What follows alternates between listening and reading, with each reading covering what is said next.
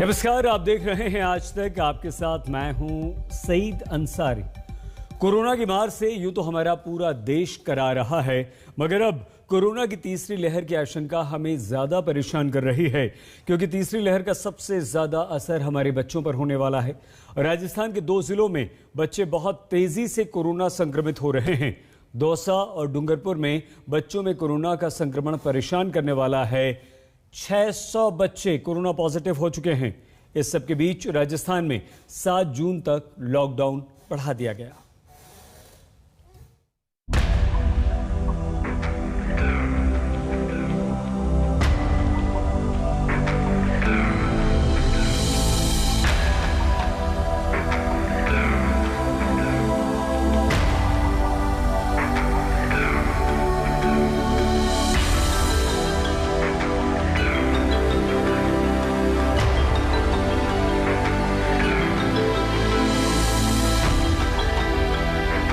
ये समय है सावधान हो जाने का।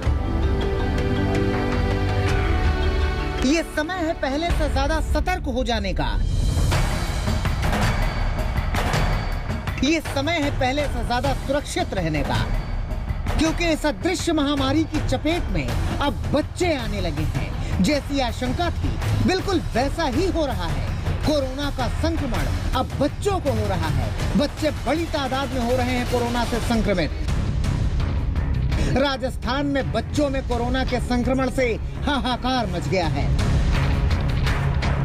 देखिए, दौसा में सिकराय उपखंड के एक गांव की इन 2 बच्चियों को, एक की उम्र 9 साल है, दूसरे की उम्र 10 साल। इन दोनों के पिता कोविड पॉजिटिव थे। उनका निधन हो चुका है, लेकिन उसके बाद कोरोना ने इन दोनों बच्चियों को चपेट में ले लिया।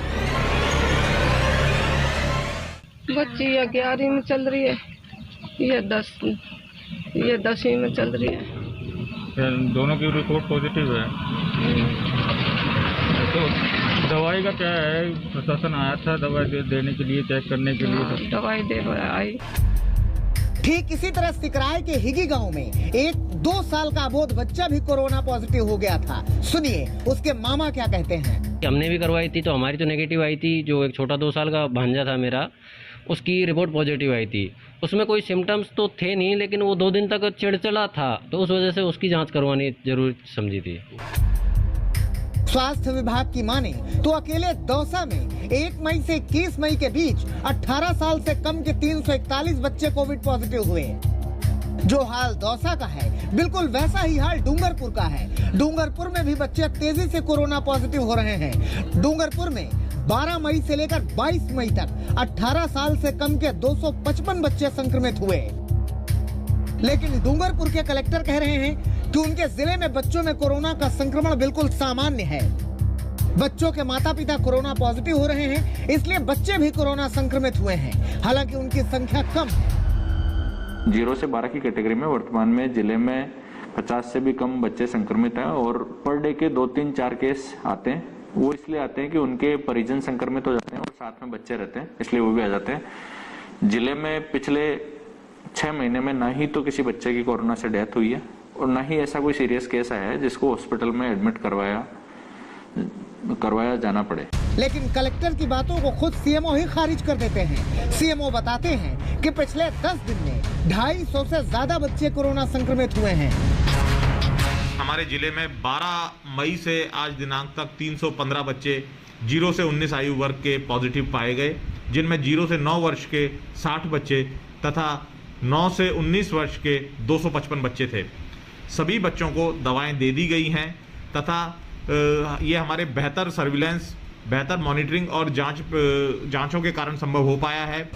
अच्छी बात सिर्फ इतनी है कि कोविड के चलते किसी बच्चे की मौत की खबर नहीं है, लेकिन खतरा तो खतरा है। और कोविड ऐसी बीमारी है जिसमें कब किसे क्या हो जाए कुछ कहा नहीं जा सकता। वैसे भी देश के वैज्ञानिकों ने पहले ही आशंका जाहिर कर दी थी कि कोरोना की तीसरी लहर भी आने वाली है। आशंका ये भी थी कि तीसरी लहर बच्चों को अपनी चपेट में लेगी। फिलहाल राजस्थान के हालात देखने के बाद यही लग रहा है कि कोरोना की तीसरी लहर शायद दस्तक दे रही है। बेहतरी इसी में है कि कोविड के नियमों को सख्ती से मानते रहें, ताकि आप भी सुरक्षित रहें और आपके बच्चे भी। डूंगरपुर से राजेश सोनी के साथ संदीप मीणा, दौसा, आज तक।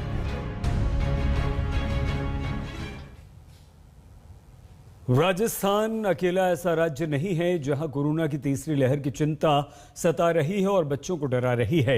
ऐसा ही हाल महाराष्ट्र का भी है और इसीलिए महाराष्ट्र सरकार ने पहले से तैयारियां भी शुरू कर दी। महाराष्ट्र सरकार ने एक टास्क फोर्स बना दी है जो बच्चों के लिए कोविड केयर सेंटर्स बनाएगी, बच्चों को कोरोना संक्रमण से बचाने का काम करेगी।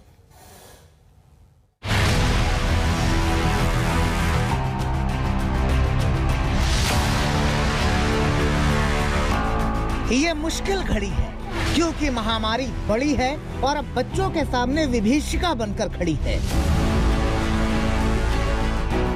राजस्थान की तरह ही महाराष्ट्र में भी बच्चे कोविड पॉजिटिव हो रहे हैं। माना जा रहा है कि महाराष्ट्र में भी तीसरी लहर दस्तक दे रही है, क्योंकि इसी तीसरी लहर को रोकने के लिए महाराष्ट्र सरकार ने तैयारी शुरू कर दी है। आशंका पहले ही जताई गई थी कि तीसरी लहर में सबसे ज्यादा संक्रमित बच्चे होंगे, इसीलिए उद्धव सरकार ने एक स्पेशल पीडियाट्रिक टास्क फोर्स का गठन किया।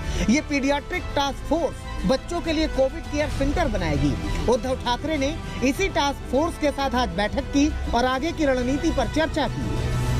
नागरिकांना आवाहन करतोय, केवळ मुलांसाठीच नव्हे तर अजूनही कोरोनाचा धोका टळलेला नाही, तिसरी लाट येऊ नये हा आपला प्रयत्न आहे। मात्र त्याच्यासाठी आपली तयारी सुरू आहे। बच्चों के लिए टास्क फोर्स जो कोविड सेंटर बनाएगी उसमें पीडियाट्रिक वेंटिलेटर्स और दूसरी जरूरी चीजों का इंतजाम होगा। पूरी कोशिश यही है कि किसी भी तरह से तीसरी लहर की चपेट में बच्चों को आने से रोका जाए।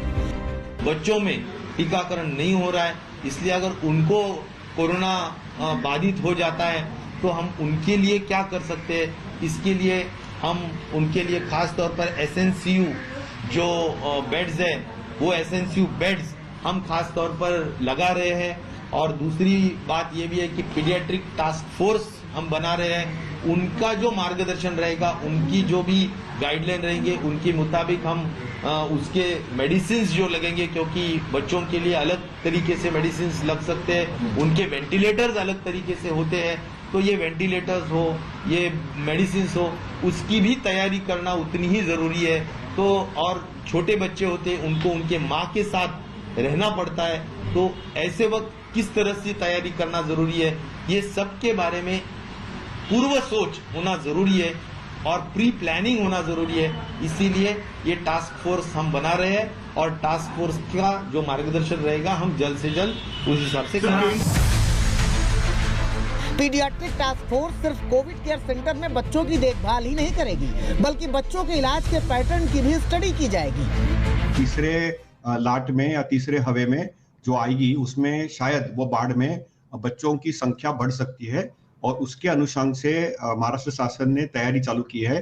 उन्होंने पीडियाट्रिक जो शिशु रोग तज्ञ जो है उनकी एक मीटिंग बुला के, उनके सब एक्सपर्ट्स को बुला के उनके साथ एक विचार विमर्श करके उनकी एक प्रोटोकॉल और गाइडलाइन बनाई है ट्रीटमेंट के लिए, प्रिवेंशन के लिए। महाराष्ट्र में करीब 6000 पीडियाट्रिशियन हैं, जिन्हें बच्चों में कोरोना के इलाज के लिए ट्रेंड किया जा रहा है। कोरोना की पहली लहर के मुकाबले दूसरी लहर में ज्यादा बच्चे संक्रमित हो रहे हैं। तीसरी लहर में बच्चों को और भी ज्यादा संक्रमण होने का खतरा है। इस बार हमने देखा है कि बच्चों में कोविड इन्फेक्शन ज्यादा हो रहा है। सिर्फ उतना नहीं है, जो बच्चों उनमें से जो परसेंटेज ऑफ द बच्चे हैं जिनको अक्सर हम लोग होम क्वारंटाइन में लास्ट ईयर मैनेज कर रहे थे, इस बार उनको हॉस्पिटलाइजेशन की भी जरूरत पड़ रही है। उनमें एक्यूट कोविड इफेक्ट भी आ रही है और उनमें लेट कोविड इफेक्ट जिसको हम बोलते हैं मल्टी सिस्टम इन्फ्लेमेटरी सिंड्रोम, वो भी हो रहा है। छोटे बच्चों में वैक्सीनेशन नहीं हुआ है और ये हो सकता है कि स्ट्रेन चेंज हो रही है, पैटर्न जो है वो चेंज हो रही है, जो severity of the lung disease है वो एडल्ट्स की तरह दिख रही है। तो ये पॉसिबल है कि थर्ड वेव में हम ज्यादा सिवियरिटी देखें या ज्यादा बच्चों को आईसीयू की जरूरत पड़े, और उसके लिए प्रिपेयर करने के रखना अगर पॉसिबल है तो वो सबसे अच्छा है। महाराष्ट्र की ये तैयारी दूसरे राज्यों के लिए सबक है, क्योंकि अगर बच्चों को बचाना है तो तैयारी तो करनी ही होगी, वो भी बड़े पैमाने पर। देश के नौनिहालों की जिंदगी से खिलवाड़ नहीं किया जा सकता। उम्मीद है कि जिस तरह की बहानेबाजी दूसरी लहर के पीक पर जाने के वक्त की गई, वैसी लापरवाही और बहानेबाजी बच्चों के मामले में नहीं होगी। कोविड की दूसरी लहर से जूझने के बाद अब महाराष्ट्र सरकार तीसरी लहर के लिए आकलन लगा रही है। जिसमें माना यह जा रहा है कि बच्चों और स्लम पॉपुलेशन में इन्फेक्शन ज़्यादा होगा। इसलिए बच्चों के लिए कोविड केयर सेंटर्स और स्लम्स में ज़्यादा से ज़्यादा वैक्सीनेशन के ड्राइव्स प्लान किए जा रहे हैं। सौरभ बख्तानिया के साथ मुस्तफ़ा शेख, मुंबई, आज तक। और अब एक बड़ी खबर बच्चों से जुड़ी हुई, वो ये कि 12th के एग्जाम्स होंगे और 1 जून को शिक्षा मंत्री निशंक इसकी घोषणा करेंगे कि फॉर्मेट क्या होगा, तारीख क्या होगी। 12वीं बोर्ड की परीक्षा होगी।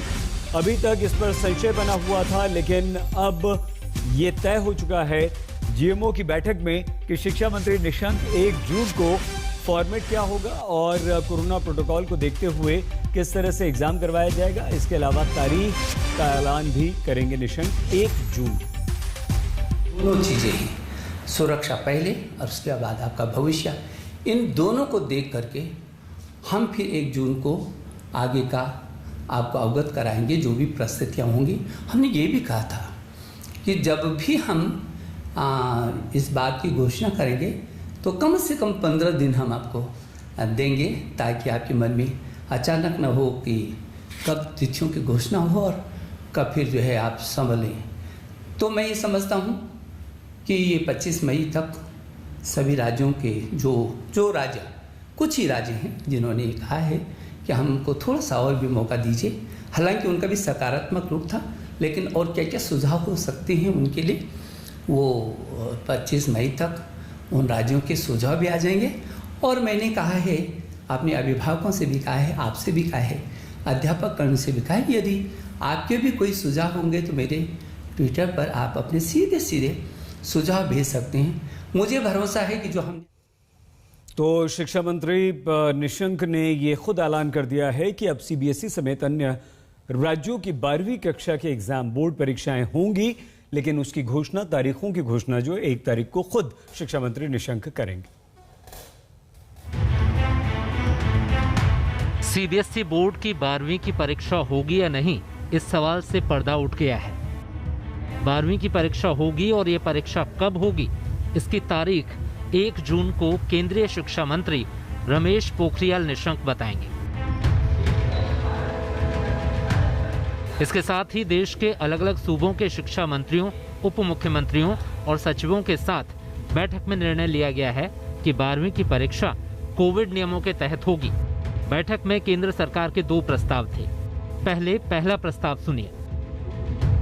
केंद्र सरकार के 2 प्रस्ताव थे। उसमें एक प्रस्ताव था कि हम 12वीं क्लास के जो बच्चे हैं उनकी परीक्षा लें, पहले के तरीके से लें, लेकिन कुछ चुने हुए सब्जेक्ट्स की ही परीक्षा लें। जैसे लगभग 200 सब्जेक्ट्स हैं, उन 200 सब्जेक्ट्स में से केवल 20 मेजर सब्जेक्ट्स की परीक्षा लें और उनके बेस पर ही हर एक बच्चे के बाकी सब्जेक्ट्स के मार्क्स दें। केंद्र सरकार ने बाकी सूबों के शिक्षा मंत्रियों के सामने दूसरा प्रस्ताव रखा, वो भी सुनिए। दूसरा उनका प्रस्ताव था कि परीक्षा लें, लेकिन उसका पैटर्न थोड़ा बदलें। स्कूल में ही परीक्षा हो, ऑब्जेक्टिव टाइप के क्वेश्चंस की परीक्षा हो, 3 घंटे की जगह 1.5 घंटे की परीक्षा हो, और उसकी बच्चों की जो कॉपी चेक करने का काम है वो भी स्कूल में ही हो। तो ये उनका दूसरा प्रस्ताव था। और उसमें यह भी है कि बच्चों के सारे सब्जेक्ट्स की परीक्षा ना हो, लेकिन बच्चे तय कर लें कि उनको कौन से 4 सब्जेक्ट की परीक्षा देनी है या 3 सब्जेक्ट की परीक्षा देनी है। ये उनका ऑप्शन भी था। लेकिन कोविड महामारी के बीच अलग अलग राज्यों में अलग अलग समस्याएं हैं। दिल्ली सरकार का मानना है कि ऐसी मुश्किल घड़ी में परीक्षाएं कराना खतरे से खाली नहीं। बार बार ये बात भी आ रही है कि तीसरी वेव भी आ सकती है, और ये बात बार बार कही जा रही है अलग अलग सेक्टर से कि तीसरी वेव अगर आती है तो बच्चों को सबसे ज्यादा नुकसान पहुंचाएगी तीसरी वेव।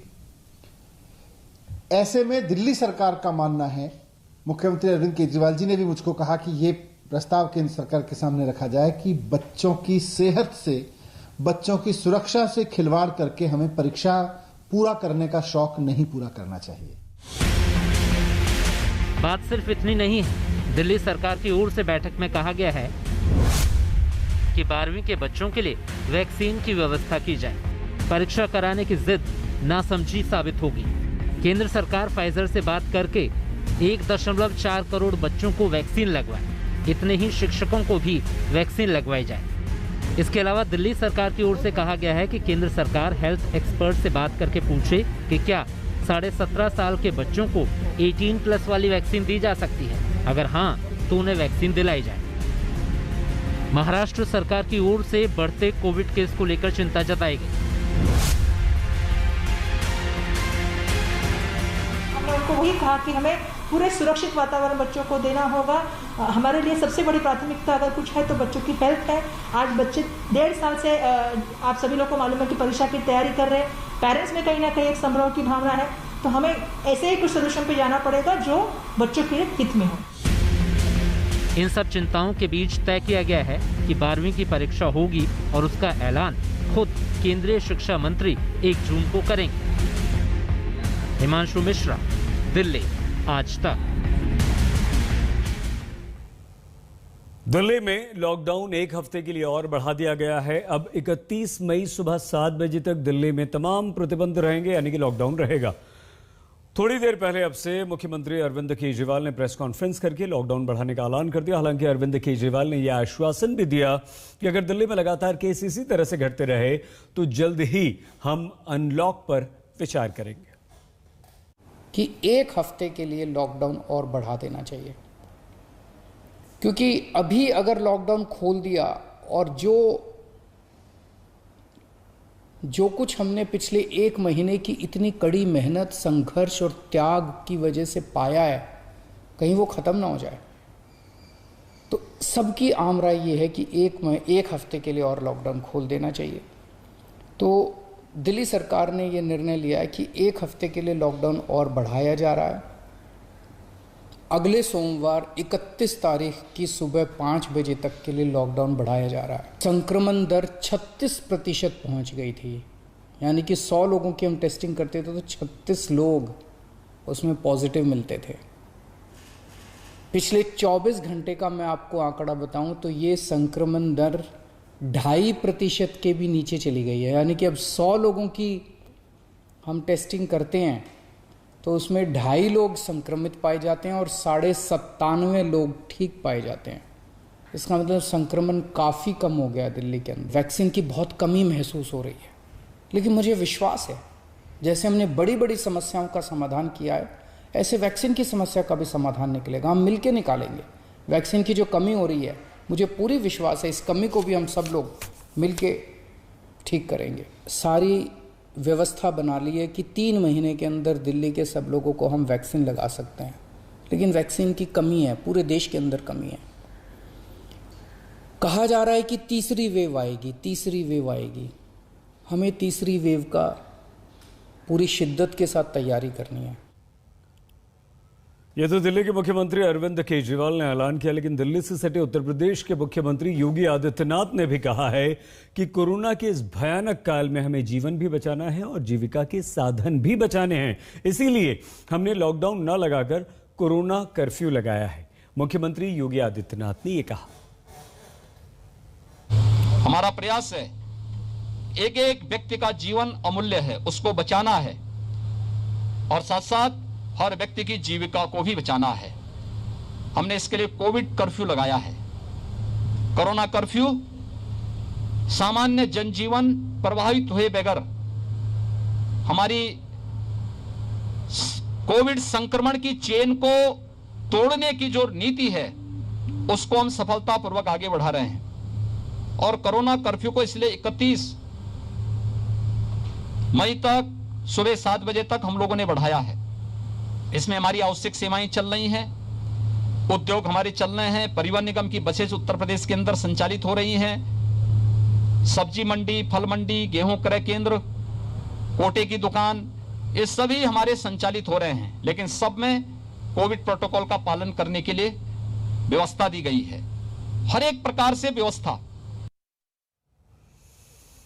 और आइए अब आपको छत्तीसगढ़ के सूरजपुर के डीएम और एसडीएम की गुंडागर्दी की तस्वीरें दिखाते हैं। कल सूरजपुर के डीएम का थप्पड़ मारने वाला वीडियो आपने देखा, जो कि खूब वायरल हुआ। आज उसी सूरजपुर में एसडीएम साहब का वैसा ही वीडियो वायरल हुआ। नहीं निकलते हैं वैसे हम लोग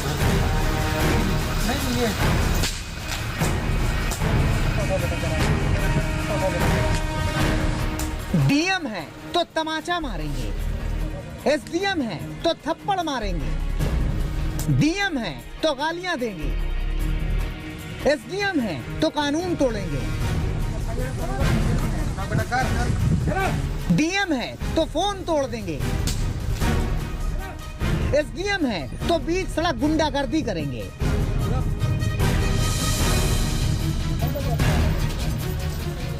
पता नहीं छत्तीसगढ़ के सूरजपुर में अधिकारी अपने आप को गुंडा समझते हैं या शहर का दादा।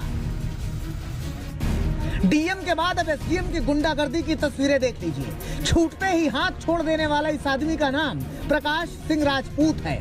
ये भैया थान ब्लॉक के एसडीएम है, लेकिन हरकतें देखिए किसी सड़क छाप ऐरे गहरे गुंडे जैसी है।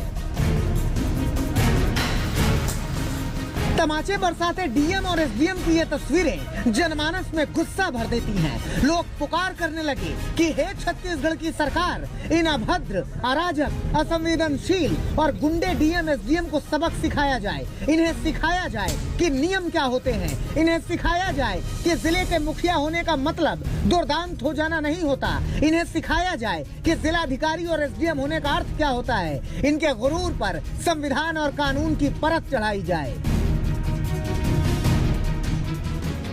डीएम को तो सूरजपुर से हटाकर गौरव कुमार सिंह को जिले का नया डीएम बना दिया गया और इस तमाचेबाज रणवीर शर्मा को संयुक्त सचिव बनाकर मंत्रालय भेज दिया गया। लेकिन पीड़ितों की मांग है कि डीएम को सस्पेंड किया जाए।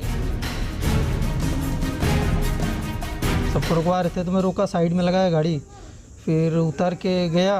उनको बस पर्ची दिखाने के लिए कर रहा था उनके पास जाके, तो वो एक बार तो बोले ठीक है, फिर लेकिन इधर आके ना उनको पता नहीं क्या लगा, वो पर्ची और मोबाइल दोनों था मेरे हाथ में और चाबी भी थी बाइक की। अब पहले तो वो क्या बोलते हैं कि मोबाइल लिए और पटक दिए, फिर पर्ची देखे भी नहीं और एक झापड़ मार दिया मेरे को।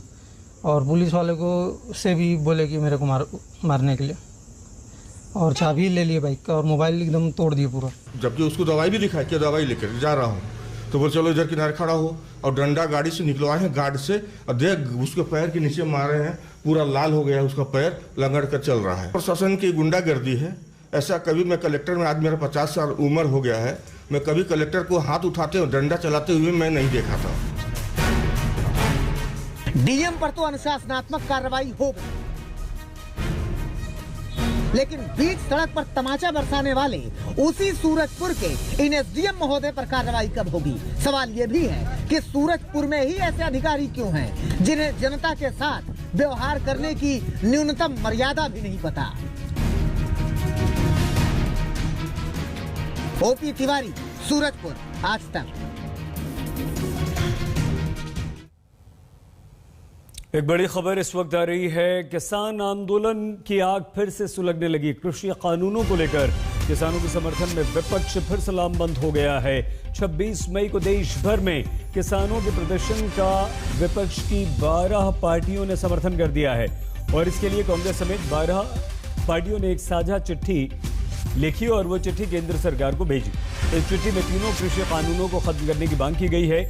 साथ ही एमएसपी पर स्वामीनाथन कमेटी की रिपोर्ट या सिफारिशों को लागू करने की मांग की गई है।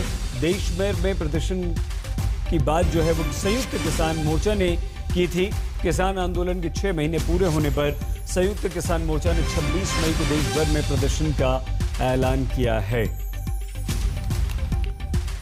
और इस समय एक बड़ी खबर से 7:30 बजे की हम शुरुआत कर रहे हैं। पहलवान सुशील कुमार को 6 दिनों की पुलिस कस्टडी में भेज दिया गया है।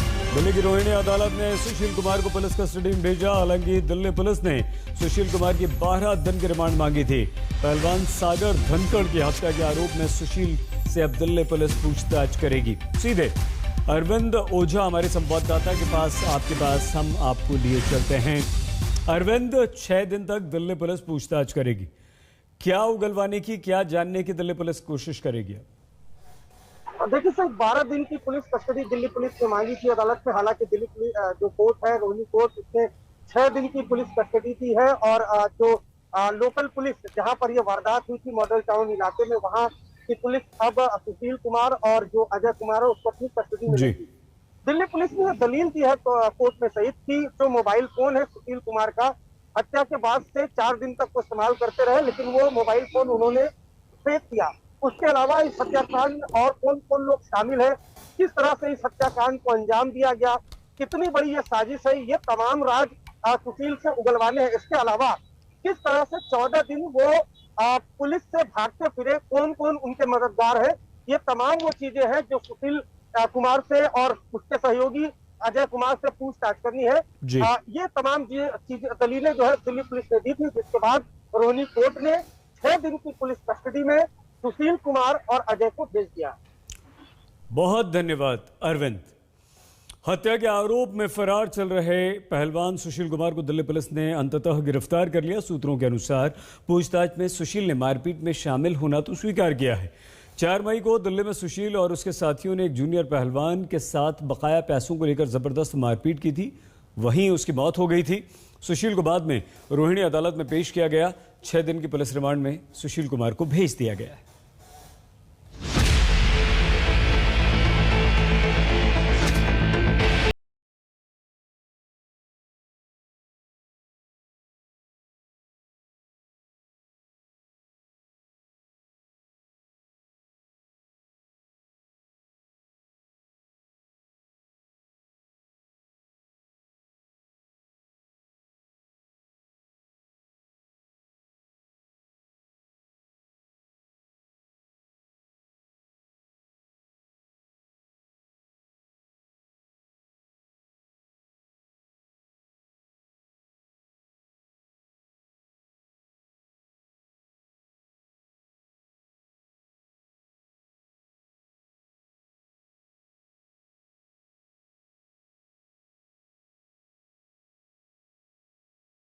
रेसलर सुशील कुमार से लंबी पूछताछ की गई। पूछताछ में सुशील कुमार ने कबूल किया कि छत्रसाल स्टेडियम में सागर के साथ मारपीट में वो शामिल था। मारपीट के बाद वो घर जाकर सो गया, लेकिन जब सागर की मौत हो गई उसके बाद वो दिल्ली से हरियाणा नंबर की एक गाड़ी से फरार हुआ, उत्तराखंड गया। दिल्ली पुलिस का कहना है कि वो एक पेशेवर अपराधी की तरह लगातार दिल्ली पुलिस को चकमा दे रहा था, कोई मोबाइल फोन का इस्तेमाल नहीं कर रहा था। यहां तक कि दिल्ली से फरार होकर वो उत्तराखंड में एक बड़े आश्रम में छुपा। दिल्ली पुलिस ने जब वहां पर रेड की उसके बाद वो दिल्ली आया। दिल्ली के बाद वो हरियाणा के बहादुरगढ़ गया। बहादुरगढ़ के बाद वो फिर चंडीगढ़, भटिंडा, मोहाली इन इलाकों में छुपा। लगातार पुलिस उसे पकड़ ना पाए, इसके लिए वो नंबरों किसी मोबाइल फोन का इस्तेमाल नहीं कर रहा था। उसके बाद जो जांच में पता चला है कि सुशील कुमार के पास पैसे खत्म हो गए थे, इसलिए वो दिल्ली के मुंडका इलाके में पहुंचा था पैसे लेने के लिए, और पैसे लेने के बाद फिर वो पंजाब की तरफ फरार होने की कोशिश में जुटा था।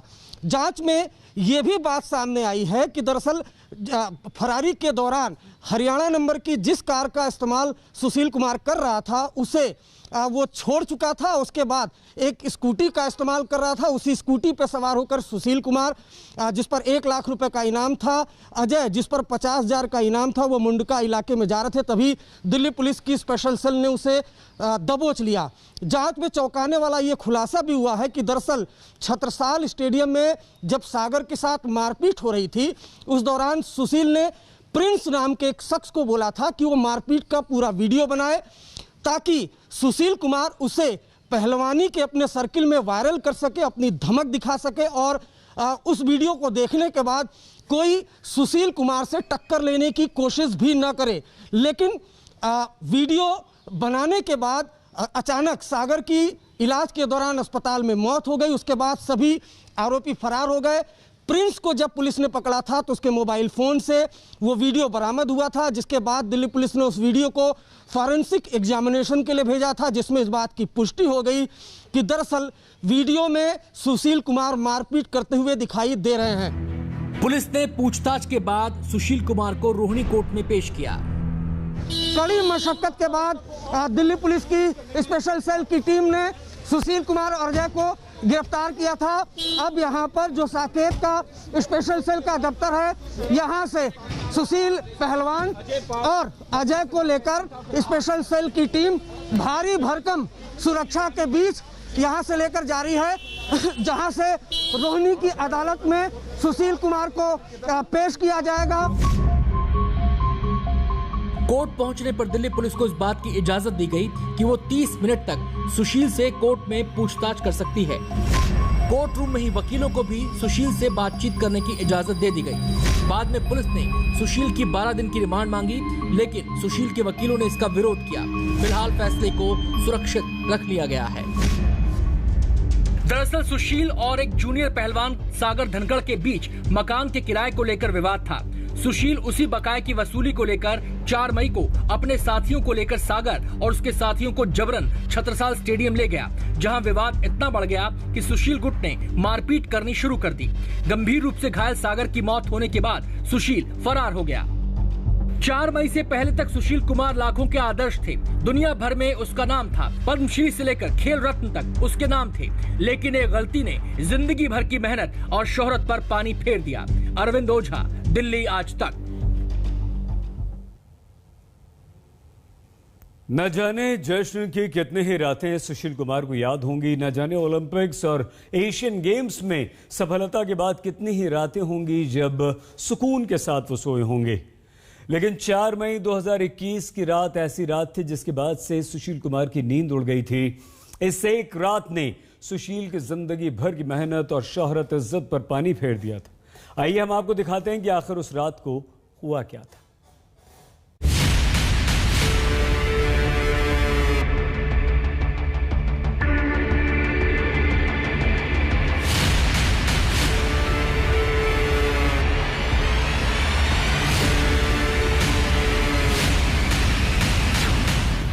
चार मई 2021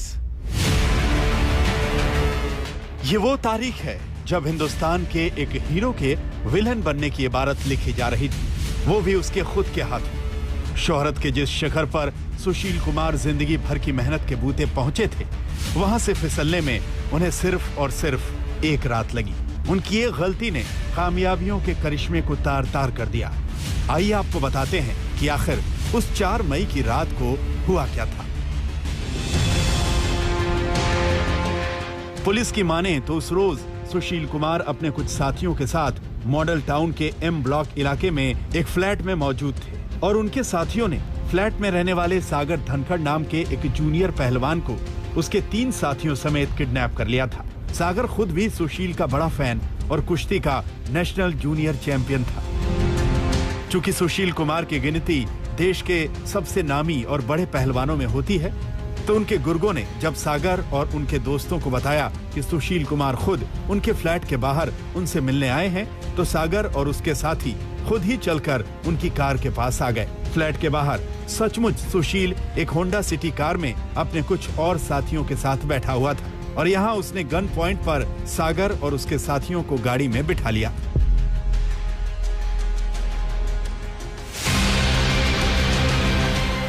पुलिस की माने तो सुशील और उनके साथी सागर को अगवा कर अपने साथ दिल्ली के मॉडल टाउन इलाके में मौजूद छत्रसाल स्टेडियम में लेकर आए। छत्रसाल स्टेडियम यानी वो जगह जिसे देश में कुश्ती का सबसे बड़ा केंद्र कहा जाता है। खुद सुशील कुमार ने न सिर्फ इसी छत्रसाल स्टेडियम में साल दर साल कुश्ती की प्रैक्टिस की, बल्कि एक के बाद एक कई खिताब जीतने के बाद वो इसी छत्रसाल स्टेडियम में OSD के तौर पर भी तैनात रहे।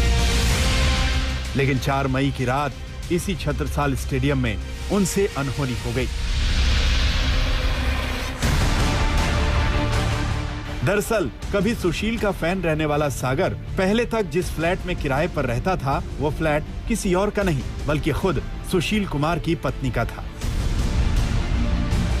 लेकिन सागर ने 2 महीने का किराया दिए बगैर ही उस फ्लैट को छोड़ दिया। सूत्रों की माने तो इसके बाद सुशील ने कई बार सागर से अपने बकाया किराए की मांग की, लेकिन सागर रुपए देने में टाल मटोल करता रहा। उस रात सागर और उसके साथियों को अगवा कर छत्रसाल स्टेडियम लाने के बाद सुशील कुमार और उनके लोगों ने सागर को बुरी तरह पीटना शुरू कर दिया। जब सागर के दोस्तों ने बीच बचाव करने की कोशिश की तो सुशील ने उन्हें भी बुरी तरह पीटा। हालत कुछ ऐसी हुई कि पहलवानों की पिटाई से लड़के बुरी तरह लहूलुहान हो गए। स्टेडियम में चीख पुकार मच गई। पुलिस की माने तो यहाँ तक तो फिर भी गनीमत थी, लेकिन इसी मारपीट के बीच तब मामला और संगीन हो गया जब सुशील कुमार के साथियों ने सागर और बाकी लड़कों को डराने के लिए फायरिंग शुरू कर दी। असल में सुशील के साथ उस रात सीधे सीधे खिलाड़ियों के साथ साथ 2 छटे हुए बदमाश लॉरेंस बिश्नोई और काला जठेड़ी गैंग के गुर्गे भी मौजूद थे और उनकी मौजूदगी में बात लगातार बिगड़ती चली गई। हालत ये हुई कि किसी तरह इस बवाल से जान छुड़ाकर एक लड़के ने पुलिस को फोन कर दिया और आनन फानन में मॉडल टाउन थाने की पुलिस मौके पर पहुंची। पुलिस के आने की खबर स्टेडियम के सिक्योरिटी गार्ड्स ने सुशील कुमार को पहले ही दे दी और सुशील कुमार अपने साथियों के साथ मौके से फरार हो गया। हालांकि स्टेडियम के बाहर गाड़ियों की तलाशी लेने के बाद पुलिस को एक लड़का एक कार में छिपा हुआ मिला। पहले तो पुलिस ने इसे मामले का पीड़ित और सागर धनखड़ का साथी समझा, लेकिन अगले दिन सुबह पुलिस को तब हैरानी हुई जब पता चला कि वो तो सुशील का साथी था और पुलिस के आने की भनक लगने पर वो पकड़े जाने से बचने के लिए छुपा हुआ था। 4 मई की रात जब जानकारी मिलने के बाद दिल्ली पुलिस की टीम छत्रसाल स्टेडियम पहुंचती है तो वहां उसे बिखरा हुआ खून मिला। मारपीट में इस्तेमाल डंडे मिले। 5 गाड़ियां भी वहां पे पार्क थी, जिनमें से एक गाड़ी की पिछली सीट पर डबल बैरल लोडेड गन और 3 जिंदा कारतूस भी मिले। और जब पुलिस ने जांच शुरू की तो पता लगा इस मारपीट में ओलंपिक मेडल विजेता सुशील कुमार भी शामिल था और इसी के बाद एफआईआर दर्ज कर दिल्ली पुलिस ने इस मामले की जांच शुरू की। मारपीट में गंभीर रूप से घायल सागर समेत उसके 2 दोस्तों को अस्पताल में भर्ती कराना पड़ा। सागर के बाकी दोस्तों की तो जैसे तैसे जान बच गई, लेकिन बदकिस्मती से इस पिटाई में सागर धनखड़ को इतनी चोटें आई थी कि उसकी जान ही चली गई। उस रात की वारदात ने सुशील को ऐसा घेरा कि उसकी नींद ही उड़ गई और वो पुलिस से बचने के लिए इधर-उधर भागता रहा। जिस पहलवान जैसा बनने के लिए आज हिंदुस्तान के लाखों रेसलर मेहनत कर रहे हैं, वो आज सब कुछ खोने की कगार पर पहुंच गया है। अरविंद ओझा, दिल्ली, आज तक। शोहरत की बुलंदियों पर जिस तेजी से सुशील कुमार का सितारा चढ़ा, उतनी ही तेजी से उनके सितारे गर्दिश में पहुंच गए। हरियाणा के गांव से निकला ये पहलवान अंतर्राष्ट्रीय स्तर पर अपनी और देश की झोली में कई सारे अवार्ड्स डालता गया, लेकिन सिर्फ एक आरोप ने, एक लड़ाई ने जिंदगी उसकी बदल दी।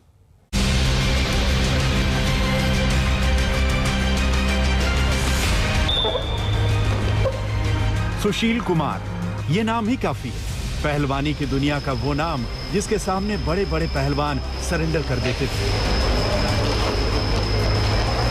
शोहरत, दौलत क्या नहीं मिला इस पहलवान को, लेकिन वक्त का पहिया ऐसा घूमा कि सारी उपलब्धियां धरी की धरी रह गईं। कामयाबी की चकाचौंध का तिलिस्म टूट गया। जिस मिट्टी में जोर आजमाइश के जरिए दुनिया में सिक्का जमाया, वही शोहरत मिट्टी में मिल गई।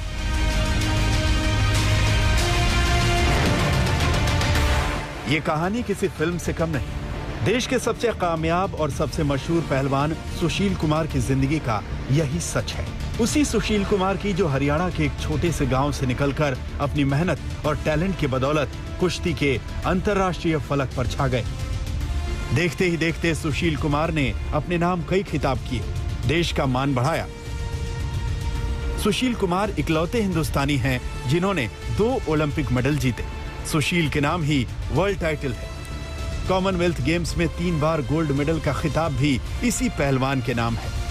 पद्मश्री पुरस्कार विजेता होने का गौरव भी सुशील के नाम है। अर्जुन अवार्डी और राजीव गांधी खेल रत्न अवार्ड भी इस शख्स को मिल चुके हैं। सुशील ने पहलवानी की दुनिया में ऐसी लकीर खींची कि नौजवानों के वो हीरो बन गए। उनकी तरह नौजवान पहलवानी करने का ख्वाब देखने लगे। कुछ बने भी, लेकिन कुछ को इस बात का भी रश्क रहा कि वो सुशील की तरह पहलवानी की दुनिया में नाम नहीं कमा पाए। पहलवानी की दुनिया के इस सितारे की जिंदगी में अब वो भूचाल है, वो संगीन इल्जाम है।